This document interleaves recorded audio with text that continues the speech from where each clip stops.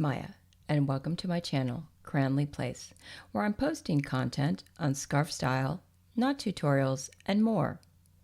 Be sure to like, share, comment, and subscribe to be notified of new videos, which I'm publishing weekly. If you troll the Hermès website regularly, which unfortunately I do a little too much, you may have noticed some of the next season's silk scarves cropping up here and there.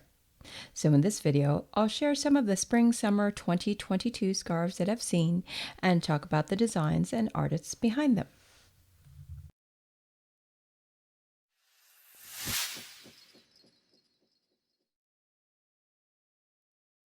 Pierre Marie describes himself as an artist ornamentalist, or someone who decorates everything. First tapped by Hermès in 2010, he became the youngest person to create scarves, now over 20 and counting, for the legendary fashion house. Reportedly passionate about Disney animated films and with an early, enduring attraction to color, Pierre Marie's singular style is immediately recognizable with the interlacing ribbons and whimsy of this design. Carrés Volants, or flying scarves, is of course a play on the magic carpet with an array of women on their silken adventures. I've only seen this in two colorways so far, a light blue and a grenadine. The 70 by 70 centimeter size is a smaller and lighter format, which personally I find easy to wear in warmer weather. And check out these deliciously patterned hems. That alone is reason enough for me to fall in love with this scarf.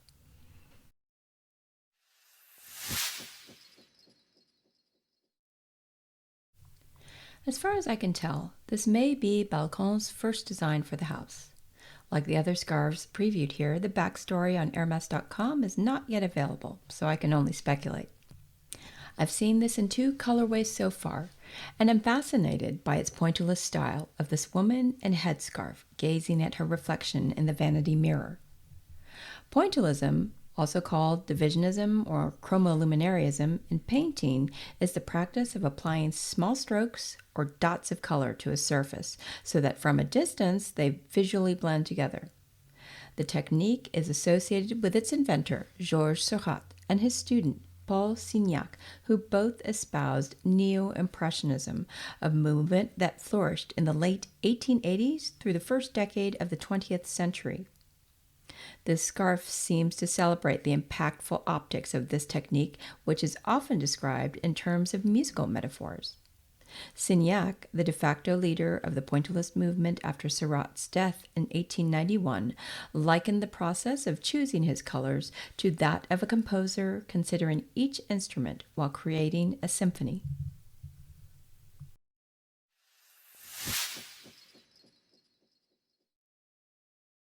This is another design reissue.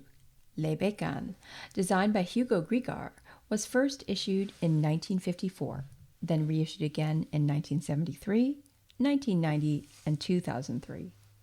Grygkar is one of Hermès's most prolific artists, with over 100 scarf designs for the house, including Brie de Gala, which is among the house's most iconic and sold designs. This design, Les Becanes, depicts a school of figures on circa 1900 bicycles within a ribbon-tied border, punctuated by hats and encircled by modern-day bicycles. I've seen this scarf in at least 3 colorways, and while it is a fairly symmetrical design, check out these fabulous hems.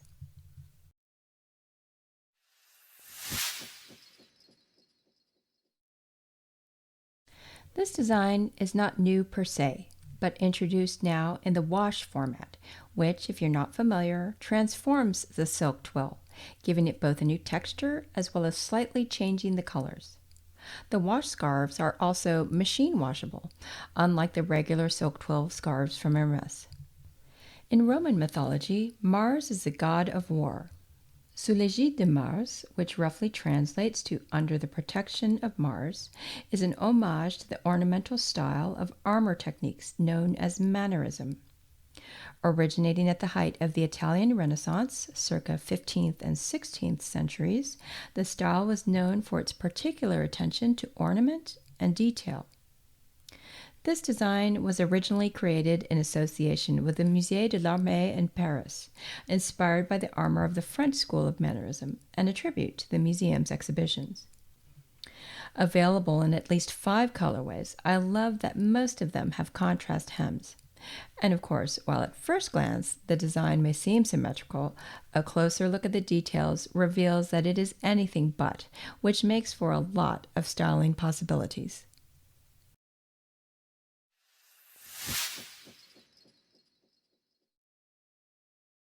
A graduate of the Academy of Fine Arts in Krakow, Wlodek Kaminski has been designing for Hermès since 1987.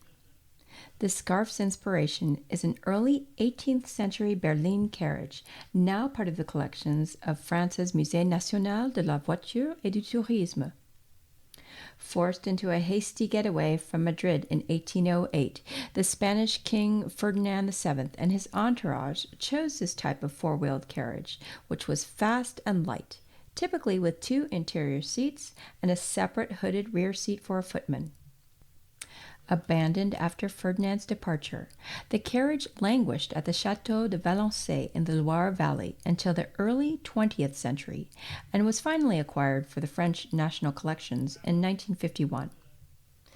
This scarf also looks to be available in at least 5 colorways, and Bayadère refers to the stripe treatment in the strongly contrasted colors. None of the colorways I've seen appear to have contrast hems, but the asymmetry of it, as well as those contrasting stripes, are what I find so appealing about this design. I also especially like these polka dots on the orange and blue colorway for an added bit of whimsy.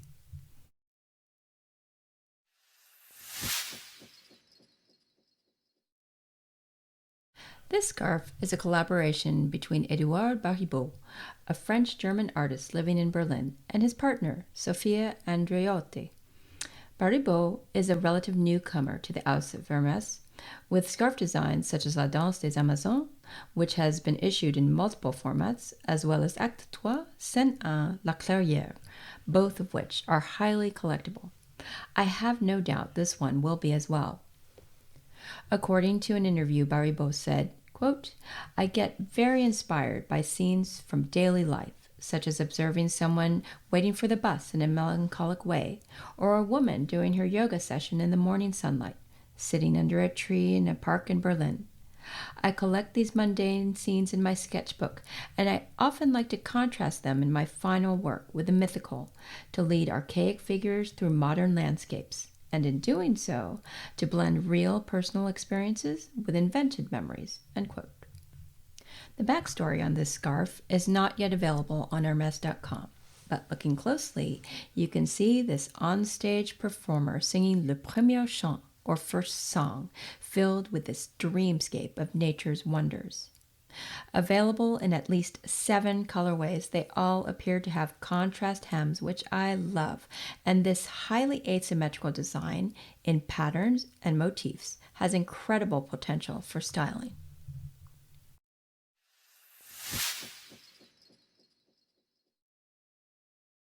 If you're a fan of children's books, especially vintage ones, you are going to love this scarf.